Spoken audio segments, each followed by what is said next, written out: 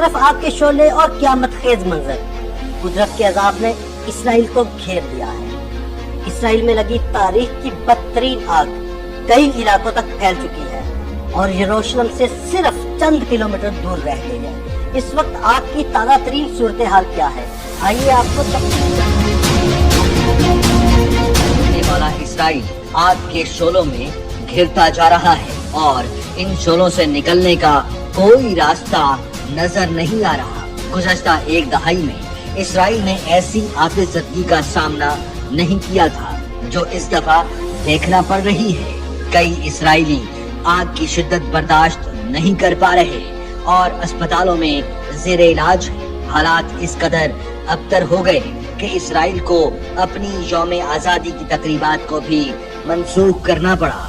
آگ کی شدت کا اندازہ اس بات سے بھی لگایا جا سکتا ہے کہ جمعرات کو تل ابیب اور یروشلم کو ملانے والی ایک بڑی شاہراہ کو بند کر دیا گیا تھا۔ آگ نے ڈرائیوروں کو اپنی کاریں چھوڑ کر خوف کے عالم میں بھاگنے پر مجبور کر دیا تھا۔ اسرائیلی عملہ جنگل کی آگ بجھانے کے لیے جدوجہد کر رہا ہے۔ آگ کی لپٹیں اس قدر اونچی اٹھ رہی ہیں گویا ایسا معلوم ہوتا ہے اسرائیل پر وزنی بم گرا دیے گئے ہوں۔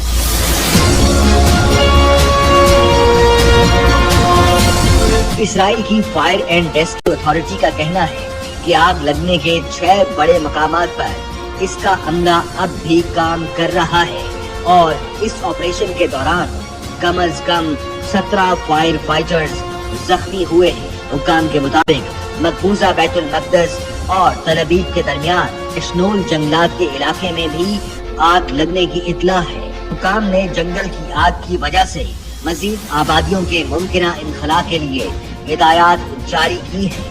آگ بدھ کے روز یروشلم کے باہر پہاڑیوں میں دوپہر کے قریب بھڑکی اور گرم موسم، خشک حالات اور تیز ہواؤں کے باعث تیزی سے پھیلتی چلی گئی۔ تباہ کن آگ نے دیودار کے جنگلات کو تیزی سے اپنی لپیٹ میں لے لیا۔ یروشلم کے اوپر دھوئیں نے آسمان کو چھپا دیا۔ کئی خاندانوں کو اپنے گھر چھوڑنے کے احکامات جاری کر دیے گئے۔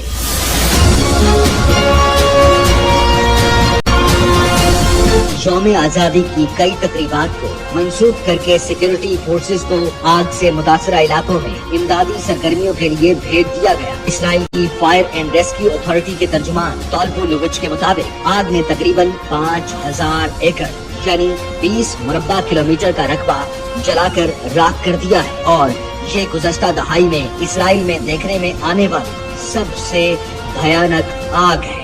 اسرائیلی فائر فائٹنگ اتھارٹیز کی جانب سے ملک بھر میں تمام فائر فائٹنگ ٹیموں کے لیے انتہائی ہنگامی حالت اور عام متحرک کرنے کا حکم جاری کیے جانے کے بعد درجنوں فائر فائٹنگ ٹیمیں متاثرہ علاقوں میں آگ بجھانے کی کوششوں میں مصروف ہیں۔ اسرائیل کی فائر اینڈ ریسکیو اتھارٹی نے عوام کو خبردار کیا ہے کہ وہ پارکوں یا جنگلات سے دور رہیں۔ اسرائیلی محکمہ موسمیات کے مطابق ہیٹ ویو کے بعد درجہ حرارت میں کمی آئی ہے، تاہم ایک بار پھر تیز ہوائیں چلنے کا امکان ہے جس سے آگ کے مزید پھیلنے کا خدشہ ہے۔